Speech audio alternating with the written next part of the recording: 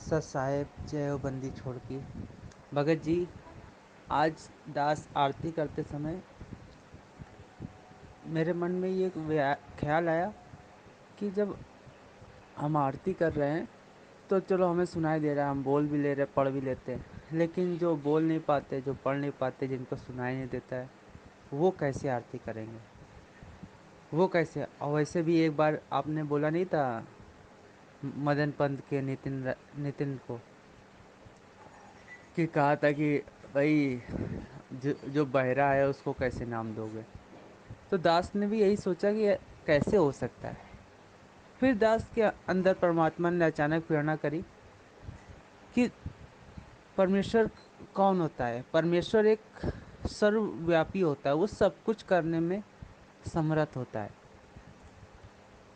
तो परमेश्वर कहते हैं कि अन, अन, अंधे को आँख दे, कोढ़िन को काया, और बाजन को पुत्र दे, निर्धन को माया। अगर वो अंधा है या वो बहरा है तो परमेश्वर कहते हैं मैं उसका पहले रोग ही क्यों ना दूर कर दूं, उसके बाद में सर्व सर्व कुछ दे दूंगा, मतलब उसको नाम भी दे दूंगा। पहले मैं उसका रोग दूर करूं कि उसको सुनाई नहीं देता है, तो उससे एक दृढ़ता भी आएगी, और दूसरी चीज़ जो परमेश्वर जो देना चाहते हैं वो देंगे। और फिर जिस प्रकार से फिर मेरी इस दास की दृष्टि वहाँ पे गई, जैसे कि अदम सुल्तान, वो मतलब जब सिकंदर लोधी, जो परमेश्वर कहते नहीं कढ़ाई में कढ़ाई में उंगली डाल दिया था, तो जब उसने उंगली डाला तो परमेश्वर कहते ना ना उंगली ना डाल, तेरा हाथ जल जाएगा, मतलब हाथ गल जाएगा। तो फिर उंगली डालती उतना उसकी उंगली कट गई। परमेश्वर चाहते तो वही जगह उसकी चीज बंद कर देते, लेकिन परमेश्वर ने फिर उसकी पूरी पूरी उंगली वापस ला दी। तो कहने का दास की वहाँ दृष्टि गई कि परमेश्वर कह रहे कि हम तो चाहते तो वहाँ उंगली, उसकी उंगली वही जगह चीज बंद कर देते, उंगली एक निशान रह जाता कि हाँ इसकी उंगली कटी थी, लेकिन परमेश्वर ने वो रोग ही खत्म कर दिया, जिससे उसकी दृष्टि गई नहीं वहाँ पे कि मेरी कभी उंगली भी कटी थी। तो इस प्रकार से दास की सोच गई। तो भगत जी, दास का अनुमान सही है क्या? इस चीज़ पे विचार करके बताएं हमें। सत साहेब जय हो बंदी छोड़। बंदी छोड़ सतगुरु रामपाल जी महाराज जी की जय हो। परमपिता परमेश्वर जी की आप सभी प्यारी आत्माओं को मुझ पवन दास का सत साहिब सौरभ भगत जी दास कोशिश करेगा शॉर्ट में आप जी को इसका जवाब देने की। और आप जी ने जो सवाल किया है वो ये है कि मेरे मन में ये आया कि भाई जो व्यक्ति अंधा है, गूंगा है, बहरा है, उसको परमात्मा कैसे नाम दीक्षा देंगी? वो कैसे भक्ति करेगा, कैसे आरती करेगा, कैसे सुमरण करेगा? जो अंधा गूंगा बहरा है वो तो नाम ले ही नहीं सकता, उसको तो पता ही नहीं चलेगा कि मुझे कौन नाम दे रहा है, क्या नाम दे रहा है। देखिए भगत जी, दो बातें हैं। और एक चीज आपने कही कि भाई जैसे परमात्मा ने तो सिकंदर लोधी की उंगली भी ठीक कर दी थी। भगत जी वो समय डिफरेंट था, ये समय डिफरेंट है। ये कलयुग है, साथ में पिछली पीढ़ी है, साथ में परमेश्वर ने शिक्षा दे दी, शास्त्रों को घोट घोट के पिला दिया, और इन शास्त्रों को दिखाने के कारण ही आज परमात्मा जेल में है। परमात्मा दुनिया से बुरा बना हुआ है सिर्फ सच्चाई बताने के चलते। तो वो समय अलग था, ये समय डिफरेंट है भगत जी। उस समय परमात्मा ने सत्संग किए नहीं थे। उस समय अगर परमात्मा ने सत्संग किए होते, यदि कंप्लीट भक्ति का कोर्स दिया होता, तो आज आप और हम यहाँ ना होते, हम कब के पार हो जाते। तो वो समय नहीं था भगत जी, क्योंकि परमेश्वर ने पहले से ही समय को निश्चित किया हुआ है। हर युग में पार होने का परमेश्वर इस कलयुग की पिछली पीढ़ी को ही माध्यम बनाते हैं। तो 650 साल पहले जब परमेश्वर आए थे धरती पे, तो उन्होंने सत्संग किए नहीं, बल्कि उन्होंने सत्संग बनाए थे आज के लिए। 650 साल पहले परमेश्वर ने केवल यह साबित करना था कि वेदों में जो परमात्मा की महिमा लिखी हुई है उसको उन्होंने साबित करके दिखाना था आज के लिए। तो आज के लिए परमात्मा ने 650 साल पहले आके सत्संग बनाए। आज परमेश्वर हमें जो कहानी, जो किस्से सुनाते हैं, गणिका माई की, रविदास जी के, मीराबाई के, नानक जी के, जीवा दत्ता के, बहुत सारे जो किस्से कहानियां परमात्मा हमें सुनाते हैं इस भक्ति पे दृढ़ता पैदा करने के लिए। तो उस समय परमेश्वर ने वो घटनाएं घटित की और वो एग्जाम्पल बन गए, और आज हमारे लिए वो सत्संग रूप में वही परमात्मा सत्संग के माध्यम से पेश कर रहा है। तो उस समय परमेश्वर ने सत्संग किए नहीं, बल्कि सत्संग परमात्मा ने बनाए थे।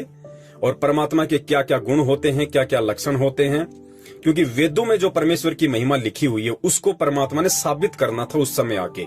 जैसे परमात्मा हर युग में केवल एक बार, हर युग में केवल एक बार ही कमल के फूल पे शिशु रूप में प्रकट होते हैं। तो चारों युगों में केवल एक एक बार ही परमात्मा शिशु रूप में कमल के फूल के ऊपर प्रकट हुए, और उन्होंने पूरा जीवन एक वो लीला की। क्योंकि वेदों में यही लिखा हुआ है कि परमात्मा शिशु रूप में एक कमल के फूल के ऊपर जो विकसित होता है किसी तालाब में, और फिर एक निसंतान दंपत्ति उस परमात्मा को उठा ले जाते हैं। फिर कवारी गायों के दूध से उस परमात्मा की परवरिश होती है। फिर वो परमात्मा बचपन से ही अपनी लीला शुरू कर देता है, ज्ञान देके लोगों को अपना बनाता है। ये वेदों में लिखा हुआ है। तो परमेश्वर ने हर युग में एक जीवन ऐसा यहाँ पे लीला करके दिखाना पड़ता है, उस वेदों वाली महिमा को सत्य साबित करने के लिए, ताकि वेद झूठे ना पड़ जाएं। बाकी ये थोड़ी है कि परमात्मा चार युगों में चार जीवन के अलावा यहाँ आते ही नहीं। परमात्मा तो एक युग में पता नहीं लाखों बार यहाँ आ जाते हैं। तो लाखों बार क्या परमात्मा कमल के फूल पे प्रकट होके आते हैं? क्या लाखों बार परमात्मा की कंवारी गाय से ही परवरिश होती है? नहीं, वो केवल एक एक जीवन हर युग में परमात्मा ने वेदों के अनुसार वैसा जीना पड़ता है, वेदों को सत्य साबित करने के लिए। बाकी परमात्मा को कंवारी गायों का दूध पीने की कोई जरूरत नहीं है, परमात्मा को शिशु रूप में प्रकट होने की कोई जरूरत नहीं है, परमात्मा को कोई निसंतान दंपत्ति उठा के ले जाए ऐसा कोई जरूरत नहीं है। अनंत बार आए यहाँ परमात्मा, तुरंत जिंदा महात्मा का रूप बना लेते हैं, तुरंत किसी साधु संत का रूप बना लेते हैं। आज परमेश्वर ने ऐसी लीला की कि अच्छे अच्छे लोग जो है धोखा खा के बैठे हैं कि ये भगवान हो सकता है, ये संत रामपाल ये भगवान हो सकता है, ये तो माँ के पेट से जन्म लेके आया, ये कैसे प्रकट हो सकता है। अच्छे अच्छे खासे लोग माथे पे थपिया खा रहे हैं उनके भगत होके, सार नाम तक लेके जो कहते हैं हमें मिला हुआ है। तो ये भगत जी हर युग में परमात्मा ने एक एक लीला केवल वेदों को सत्य साबित करने के लिए, ताकि आज वो परमेश्वर इस कलयुग की बिजली पीढ़ी में ये इन वेदों को झूठा साबित होने से बचा सके और लोगों को विश्वास दिला सके कि हाँ कबीर जी परमात्मा थे, कबीर जी भगवान थे। और जो लीला वेदों में परमेश्वर की लिखी हुई है उस लीला में अगर कोई सत्य साबित बैठता है, कोई फिट बैठता है, तो केवल कबीर परमात्मा बैठते हैं। या द्वापर में जो करुणामय रूप में परमात्मा आए थे, ठीक ऐसी लीला की उन्होंने। त्रेता में मुनिंद्र रूप में ठीक ऐसी लीला की परमात्मा ने। सतयुग में सत्सुकृत रूप में ठीक ऐसी ही लीला की। शिशु रूप में आए, कमल के फूल पे प्रकट हुए, निसंतान दंपत्ति उनको उठा के ले गए। तो ये चार जीवन परमेश्वर ने हर युग में वेदों को सत्य साबित करने के लिए ऐसा रोल करना पड़ता है। इसके अलावा परमात्मा के ऊपर कोई बाउंडेशन नहीं है, वो समर्थ है जब चाहे जहां जिस रूप में प्रकट हो जाए। भगत जी तो सिकंदर लोदी की जो उंगली परमात्मा ने ठीक कर दी, वो परमेश्वर ने अपनी समर्थता को जाहिर करना था उस समय। वेदों में लिखा है कि परमात्मा मुर्दे को जिंदा कर सकता है। तो परमेश्वर ने कितनों को जिंदा किया उस समय? सेव का शीश धड़ से अलग हो चुका था, परमेश्वर ने उसका शीश जोड़ा। तो परमेश्वर ने वेदों में जो महिमा लिखी उसको सत्य साबित किया। अपने ही मुंह बोले गुरु रामानंद जी का सिकंदर लोदी ने शीश तलवार से अलग कर दिया था, परमेश्वर ने उसको जोड़ दिया। फिर परमात्मा भयंकर से भयंकर रोग को छूमंतर कर सकता है, तो परमेश्वर ने सिकंदर लोदी का जो जलन का रोग था आशीर्वाद मात्र से ठीक कर दिया। सर्वानंद की माता शारदा जिसको भयंकर रोग था, कोई ठीक नहीं कर पाया, परमेश्वर के आशीर्वाद मात्र से ठीक हुई। तो ये सारी जो लीलाएं थी, और जो क्या बोलते हैं जो गुरुद्रोही हो गया था, क्या नाम था उसका, कमाल को देख लो, परमात्मा ने मुर्दे से जीवित किया। तो ये केवल और केवल वेदों में लिखी हुई अपनी महिमा को सत्य साबित करने के लिए परमेश्वर ने उस समय ये लीला की थी। क्योंकि उस समय भगत जी ज्ञान आधार नहीं था, उस समय शिक्षा नहीं थी, उस समय शास्त्रों को नहीं दिखाया गया था, ना शास्त्रों का उस समय हिंदी में अनुवाद था। तो उस समय ना तो हम उन शास्त्रों के ज्ञान को ग्रहण करने के लायक थे और ना ही उस समय वो पार होने का समय था। इसलिए उस समय परमात्मा ने इन वेदों में लिखी हुई महिमाओं को सत्य साबित करने के लिए चमत्कार करने पड़े। प्रत्यक्ष चमत्कार परमेश्वर ने करने पड़े। परमात्मा बताते हैं एक बार कितने वो कोढ़ी थे। जैसे एक को मालूम पड़ा कि भाई ऐसे ऐसे कोई कबीर जी है, जाते ठीक कर देता है, तो लोग उस समय भक्ति के लिए थोड़ी आ रहे थे, रोग निवारण के लिए आ रहे थे। वो कोढ़ी गया, बोले महाराज जी ठीक कर दो। महाराज जी बोले भाई भक्ति करनी पड़ेगी। हाँ जी करूंगा जी, भक्ति करूंगा, खूब करूंगा। तो बोले तेरे जैसे और कितने हैं यहाँ पे? बोले जी बहुत हैं। बोले सबको ले आ। तो पता नहीं गुरुजी बताते हैं 365 थे, 265 थे, सारे के सारे आ गए और परमेश्वर ने उनको आशीर्वाद दिया। 90% तो सेम टाइम परमात्मा ने उनको ठीक कर दिया। और बाकी बोला भाई अब भक्ति करो, बकवादों से दूर हटो, धीरे धीरे परमात्मा ठीक करेगा। फिर क्या हुआ, क्योंकि ज्ञान से नहीं जुड़े थे ना, थोड़े दिन बाद बताया गुरुजी ने कि वो तो ठीक ठाक हो गए। और थोड़े दिन बाद फिर वो तो लगा के सूट साट बढ़िया कपड़े पहन के और फिर वो तो बटेऊ बन के आने लगे। और कोई कह रहे भगत जी झाड़ू निकाल दे। क्यों? तू निकाल दे। तो परमात्मा ने बताया भाई वो ज्ञान आधार नहीं था उस समय। तो इसलिए भगत जी वो प्रत्यक्ष चमत्कार परमेश्वर ने पहले के युगों में इसलिए करने पड़े क्योंकि वेदों में लिखी हुई अपनी महिमा को परमेश्वर ने सत्य साबित करना था कि परमात्मा रोगी का रोग निवारण कर दे, परमात्मा मुर्दे को जिंदा कर दे, परमात्मा कुछ भी कर दे। आज का जो समय है भगत जी वो ज्ञान आधार का समय है। आज सत्संग परमेश्वर हमें सुना रहे हैं और पहले की उन घटनाओं का जिक्र कर रहे हैं। तो भगत जी आज हमने विश्वास करना होगा कि हाँ भाई मेरे बाप के अंदर ये सारे गुण, ये सारे लक्षण मौजूद हैं। और फिर ज्ञान आधार से ये भी समझना होगा कि परमेश्वर को स्वयं परमेश्वर ही साबित कर सकता है।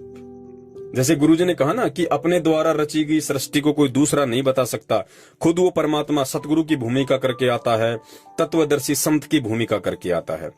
तो आज परमेश्वर स्वयं एक तत्वदर्शी संत की भूमिका में आ गए हैं और अपने द्वारा रची गई सृष्टि को खुद ही बता रहे हैं, दूसरा कोई नहीं बता सकता भगत जी। अब आपका जो सवाल है वो ये है कि जो व्यक्ति अंधा गूंगा बहरा है वो आज कैसे भक्ति करेगा, उसको कैसे मालूम पड़ेगा? क्योंकि अंधा गूंगा बहरा ना तो मंत्र सुन सकता, ना मंत्र ले सकता, ना मंत्र जाप कर सकता, ना उसको पता। तो देखो भगत जी यहाँ पे हमने ज्ञान को आधार बनाना पड़ेगा, वरना ये काल भगवान ऐसी ऐसी शंकाओं के बीज हमारे अंदर 1000 प्रकार के डालेगा इस समय। क्योंकि साम दाम दंड भेद, और इससे भी यदि कोई घटिया नीति इसके पास में होगी शिष्य को सतगुरु से दूर करने की, तो वो इस समय करेगा भगत जी, और वो यही कर रहा है। तो देखिए भगत जी इस चीज को हमने ज्ञान आधार से समझना पड़ेगा। ज्ञान आधार से कैसे? परमेश्वर की वाणी है कि साधु से ती मस्करी, चोरा नाल खुशाल, मल अखाड़ा जीतेंगे युगन युगन के माल। यानी इस कलयुग में आज आप और हम जो परमेश्वर की शरण में हैं, सतगुरु की शरण में हैं, तो हम कोई पहली बार नहीं आए भगत जी। क्योंकि कलयुग में मानव जन्म मिलना और परमेश्वर के समकालीन होना और फिर उस परमेश्वर के सत्संग समझ में आना, परमेश्वर से नाम दीक्षा मिलना, ये भगत जी कोई सामान्य बात नहीं है। ये युगों युगों की भक्ति का ये प्रतिफल होता है। युगों युगों के भक्ति, शुभ कर्मों का, संस्कारों का, पुण्य कर्मों का ऐसा जोड़ बैठता है और सतगुरु की फिर विशेष दया, तब जाके हम सतगुरु के समकालीन होते हैं। और वो भी मोक्ष टाइम, ये पीक टाइम है भगत जी। चारों युगों में परमेश्वर ने जिस समय को मोक्ष के लिए निर्धारित किया है, उस समय मानव जन्म मिलना और उस सतगुरु की शरण प्राप्त होना। आज देखो 8 अरब के आसपास जनसंख्या है और 8 अरब की तुलना में मुश्किल से 15-20 लाख आज गुरुजी के शिष्य, 1% भी नहीं है। और 1% में आप और हमारा नंबर आ जाना, ये कितनी बड़ी बात है भगत जी। तो ये हमारे युगन युगन के संस्कार हैं। अब भगत जी हम कोई पहली बार नहीं आए इस कलयुग में, पता नहीं कितने जन्म पूर्व में हमने परमेश्वर की शरण प्राप्त की है। और इस कलयुग में भी हम अनंत बार सतगुरु की शरण में आए, लेकिन अपनी किसी कमजोरी से रह गए। जैसे आज क्या हो रहा है, 70% संगत है जो सतलोक आश्रम मैनेजमेंट हरियाणा के पीछे चल रही है। वो क्या कर रही है भगत जी? सतगुरु की शरण में भी है लेकिन साथ में मर्यादाओं में भी नहीं है। तो जो व्यक्ति आज सतगुरु के समकालीन होके भी मानव जन्म प्राप्त है, वो उनके अच्छे संस्कार हैं। इस समय मानव जन्म मिलना बहुत शुभ संस्कार की बात है, लेकिन उनके भक्ति संस्कार कमजोर हैं।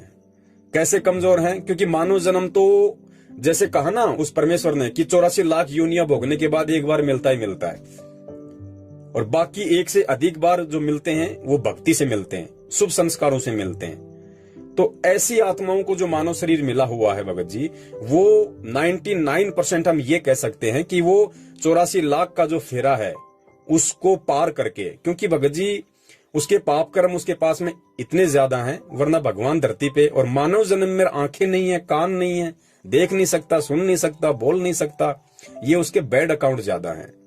तो ऐसी जो आत्माएं हैं जो वर्तमान में जिनका आप जिक्र कर रहे हो कि उनको परमात्मा कैसे नाम देंगे, तो देखो भगत जी 2-3 तरीके हैं, क्योंकि परमेश्वर समर्थ है। परमेश्वर चाहे तो पत्थर को भी इंसान बना दे, इंसान बना के और उसको नाम दे दे। परमेश्वर चाहे तो अंधे को बिल्कुल ऐसा कर दे कि वो देखने लग जाए, गूंगे को ऐसा कर दे बोलने लग जाए, बहरे को ऐसा कर दे वो सुनने लग जाए। उसके लिए तो बाएं हाथ का काम है। लेकिन वर्तमान में वो प्रत्यक्ष चमत्कार परमेश्वर क्यों नहीं कर रहे? क्योंकि ये हमें परमात्मा ने जो शिक्षा दी है और जो ये वर्तमान का जो समय जो परमेश्वर ने चूज किया है ज्ञान आधार का, तो परमेश्वर हमें ज्ञान आधार से जोड़ना चाहते हैं।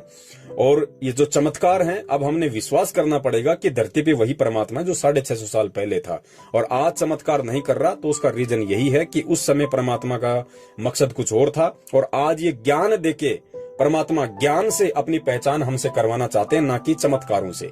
चमत्कार से पहचान करने वाले यही धक्के खा रहे हैं 64 के 64 लाख। लेकिन आज जो ज्ञान से उस परमेश्वर की पहचान कर लेगा वो मोक्ष का अधिकारी हो सकता है, अगर मर्यादा में रहा तो पहली बात तो ये कि परमात्मा चाहे तो भगत जी उसको ठीक भी कर सकता है, जैसे आपने कहा कि भाई वो अंधे को आंख दे, कोढ़ी को काया दे, बांझन को पुत्र दे।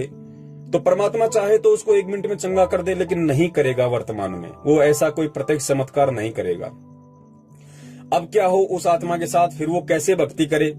तो उसके 2 तरीके हैं भगत जी। अगर उसका कोई शुभ संस्कार ऐसा हुआ, कोई ऐसा संस्कार उसका हुआ, तो भगत जी देखो, हमें जैसे रात को सौपन आते हैं, अब सौपन आते हैं तो हमारी आत्मा से सारा खेल चलता है वो।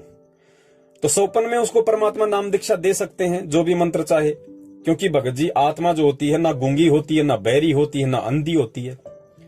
और सौपन में देखो हम ऐसे ऐसे बात करते हैं और फिर हम सुबह बताते हैं कि यार मैं सौपन में ऐसा था, मैं उससे बात कर रहा था, गुरुजी आए, मैंने गुरुजी को दंडवत किया, मैंने गुरुजी से ये पूछा वो पूछा।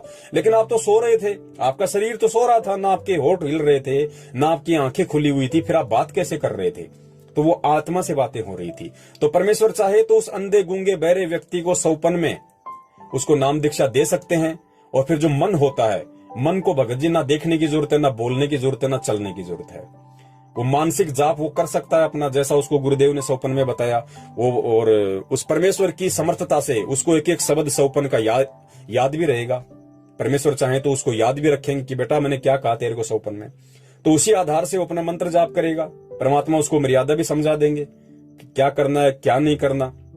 जो भी है, एक तरीका यह है कि परमात्मा सौपन में उसको नाम दीक्षा देके उसको उससे भक्ति शुरू करवा सकते हैं। हमें लगेगा कि ना बोल रहा, ना सुन रहा, ना देख रहा, लेकिन वो आत्मा से परमात्मा का खेल है। सौपन में आए, परमेश्वर ने मंत्र दिया, बातें बताई, हो गया काम शुरू। हमें नहीं पता, लेकिन वो अपना मनी मन में मंत्र जाप कर रहा है। दूसरा तरीका यह है, परमात्मा उसकी आत्मा को बाहर निकाल के और उसको, जैसे कि परमात्मा नानक जी की आत्मा को निकाला, और जैसे परमात्मा बताते हैं कि गरीबदास जी महाराज जी की आत्मा को निकाला, धर्मदास जी की आत्मा को निकाला, उनको सतलोक लेके गए, बीच में उनसे बातें करते गए। तो परमात्मा उस शरीर से उस आत्मा को कुछ समय के लिए निकाल सकते हैं। और फिर आत्मा को ना भगत जी सुनने के लिए कान की जरूरत है, ना बोलने के लिए जीभ की जरूरत है। तो परमात्मा ऐसी परिस्थिति में भी अपनी उस आत्मा को नाम दीक्षा दे सकते हैं और नाम दीक्षा देके फिर वापस उसको शरीर में भेज सकते हैं। वो अपना आराम से, चाहे उसको सुनाई दे दिखाई ना दे, वो आराम से अपना मंत्र जाप अपना मनी मन में वो करता रहेगा। और तीसरी स्थिति क्या होती है भगत जी इसके अंदर? तीसरी स्थिति ये है कि ऐसी आत्माओं को यदि कोई कहे कि भाई चलो इसको गुरुजी के पास लेके चलते हैं, तो वो उस आत्मा का रिचार्ज लगेगा। वो परमात्मा के आशीर्वाद से रिचार्ज होना शुरू हो जाएगी। धीरे धीरे धीरे धीरे उसके संस्कार बनने शुरू हो जाएंगे। होंगे कैसे? सतगुरु जहां भी हो, जिस भी आश्रम में हो, हम उस भाई को वहां ले जाएं, जिसको ना दिखाई देता है, ना सुनाई दे सकता है, ना मतलब कुछ भी। एक तरीके से वो पत्थर है मानव रूप में। हम उसको सतगुरु के पास ले जाएं और जैसे हम गुरुदेव से आशीर्वाद प्राप्त करते हैं, वैसे ही उस भाई को भी लाइन में लगा के गुरुदेव से आशीर्वाद हम दिलवाएं। और जो भी हमने बोलना हो, हम गुरुदेव से उसके प्रति हम उसकी प्रार्थना कर दें कि गुरुजी ऐसी ऐसी बात है, और मालिक अगर आपकी हो जाए दया तो ये आपकी आत्मा है। परमेश्वर आपने हमें निमित्त बनाया, हम इस भाई को आपकी प्रेरणा से यहां ले आए। तो सतगुरु क्या करेगा, उसको आशीर्वाद देगा, उसको साधारण तरीके से उसके सिर पे हाथ रखेगा, उसको आशीर्वाद देगा। भगत जी, आशीर्वाद का मतलब क्या है, ये हमने अब ज्ञान आधार से समझना पड़ेगा। ये परमेश्वर वही है जो 650 साल पहले था, और 650 साल पहले परमेश्वर ने आशीर्वाद की महिमा बताई कि तोताद्री शहर में जब पंडितों का भंडारा था, और जब नीच जाति का होने के कारण और कबीर जी को पंडितों वाले भंडारे में खाना खाने से रोका गया कि भैया पंडितों के भंडारे में वो खाना खाएगा जो 5 श्लोक और वेदों के बोलेगा। तो वहां उस समय सबको पता था कि भाई ये श्लोक संस्कृत में केवल पंडित ही बोल सकते हैं, आम व्यक्ति के बस की बात नहीं है। तो परमेश्वर ने लीला करनी थी। जब परमेश्वर वहां गए तो उन्होंने पंडितों ने रोक दिया, बोले कहां जा रहे हो कबीर? बोले भंडारा। बोला अंदर भंडारा वही कर सकता है पंडितों वाले लंगर में जो 5 श्लोक संस्कृत के सुनाएगा। बोलो अच्छा? बोले जी हाँ।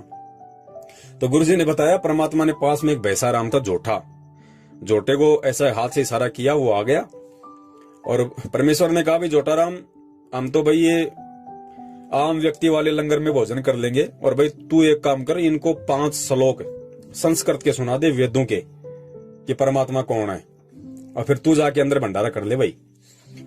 तो बैसाराम ने परमेश्वर के कहने की देर थी, उसने संस्कृत में और मानव बोली में और उसने 5 श्लोक बोल दिए धड़ाधड़। और फिर परमेश्वर ने कहा कि बैसाराम ऐसी बात नहीं बनेगी, देख कहीं ये पंडित लोग ये कहें कि भाई बैसाराम को तो खाली संस्कृत ही बोलनी आती है, हिंदी भी अनुवाद करके बता दे। तो बैसाराम ने फिर हिंदी में बताया उनका अनुवाद उन मंत्रों का कि रे नालायको, ये जो सामने खड़ा है ना कबीर, ये भगवान है, ये परमात्मा है। तो भगत जी ये वही हाथ है, ये वही आशीर्वाद है। जब एक आशीर्वाद मात्र से, और जो अनहोनी परमात्मा ने उस समय कर दी कि जानवर कभी इंसान की आवाज नहीं बोल सकता, लेकिन परमेश्वर के कहने मात्र से और उस एक आशीर्वाद से, थप्पी मारने से, और जब एक जानवर इंसान की आवाज बोलकर, वो भी वेदों के मंत्र और उनका हिंदी अनुवाद जो आज आप और हम नहीं कर सकते, इतने समझाने के बाद उसने कर दिए, तो वो परमेश्वर का आशीर्वाद कोई साधारण नहीं है जो उस अंधे गूंगे बहरे व्यक्ति को परमात्मा देंगे। और पता नहीं वो 1 बार लेगा, 2 बार लेगा, 1000 बार लेगा, और धीरे धीरे उसके पाप कर्म कटेंगे। तो वो उसका वो जो आत्मा है, उस आत्मा का जो कनेक्शन है आपने परमात्मा से जोड़ दिया। अब उस आत्मा और परमात्मा के बीच का मैटर है, उसको कब पार करना है, कब पार नहीं करना है। हो सकता है आज वो आशीर्वाद ही ले रहा है, उसका शरीर छूट जाए एक समय बाद में, तो उसके संस्कार तो बन गए ना। तो उस आशीर्वाद मात्र से, उस संस्कार मात्र से परमात्मा फिर उसको मानव जन्म दे के अपनी शरण में लेंगे। और हो सकता है अगले जन्म में परमात्मा उसका 1 विकार दूर कर दे, 2 विकार दूर कर दे, 3 दूर कर दें, और आप और हमारी तरह सामान्य व्यक्ति का जन्म दे दें, और फिर किसी के मार्फत परमात्मा उसको अपनी शरण में ले ले, फिर उसकी भक्ति शुरू कर दे, फिर उसका रिचार्ज शुरू हो गया।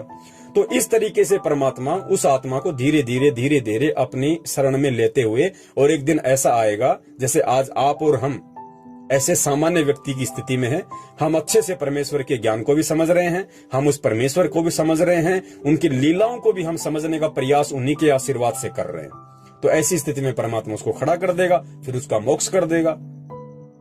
और ये जो जन्म आज उस भाई को प्राप्त है अंधे गूंगे बहरे का, आप और हमें भी तो न जाने कितनी बार मिला है, और हमें भी परमात्मा ने इसी प्रोसीजर से इस भक्ति पे लगाया है, इसी भक्ति पे। तो जिस प्रकार केवल 1 या 2 जन्मों में हम पार नहीं हो सके, हमने लाखों जन्म लेने पड़े, इसी प्रकार भगत जी हो सकता है लाखों युगों पहले हमारा शुरुआत थी, हो सकता है उस भाई की आज शुरुआत हो। तो ये परमेश्वर का काम है, हम इन चीजों पे ज्यादा बहस ना करें तो ही उचित होगा। क्योंकि भगत जी परमात्मा किसको नाम देंगे, किसको नाम नहीं देंगे, अंधे को कैसे देंगे, गूंगे को कैसे देंगे, बहरे को कैसे देंगे, ये मैटर परमेश्वर का है। ये काल इस समय भगत जी ऐसा ही करेगा, हमें फालतू की चीजों में ज्यादा लपेट के रखेगा। ठीक है, आपने सवाल किया, परमेश्वर ने ज्ञान आधार से जवाब दिलवाया। हो सकता है आपकी तरह काफी लोगों के मन में ये शंका हो, तो हो सकता है परमेश्वर ने एक तीर से अनेकों शिकार करने हो, उनकी भी शंकाओं का समाधान हो जाए इस ऑडियो वीडियो के माध्यम से। लेकिन मेरी आपसे पर्सनली ये मेरा आपसे ये निवेदन है, ये रिक्वेस्ट है कि आप जी समझदार हैं, आपके ऊपर परमेश्वर की विशेष मेहर है, क्योंकि अभी आपने केवल संकल्प नाम दीक्षा ही ली हुई है और आपके अंदर जो दृढ़ता है वो दृढ़ता बहुत ही कम भक्तों में देखने को मिलती है जिनको ऑलरेडी मंत्र दीक्षा मिली हुई है। तो परमेश्वर दया करें, हम अपने आत्म कल्याण के विषय में और उन चीजों के विषय में ज्यादा सोचें जिन चीजों से बहुत सारे भक्तों का जो है फायदा होना हो, बहुत सारे भक्तों का समाधान होना हो। तो ये तो परमात्मा के बीच का मैटर है कि परमात्मा उसको कैसे नाम देंगे, कैसे नाम नहीं देंगे, अंधे गूंगे बहरे के साथ में क्या करेंगे, ये मालिक जाने, मालिक का काम जाने। हमें परमेश्वर ने सीधे साधे रूप में मानव जन्म दे दिया, अपनी भक्ति दे दी, अपने शरण में ले लिया, हमें ये ज्ञान समझा दिया, हमारे लिए इतना ही पर्याप्त है। सत साहेब, जय हो बंदी छोड़ की। बंदी छोड़ सतगुरु रामपाल जी महाराज जी की जय हो।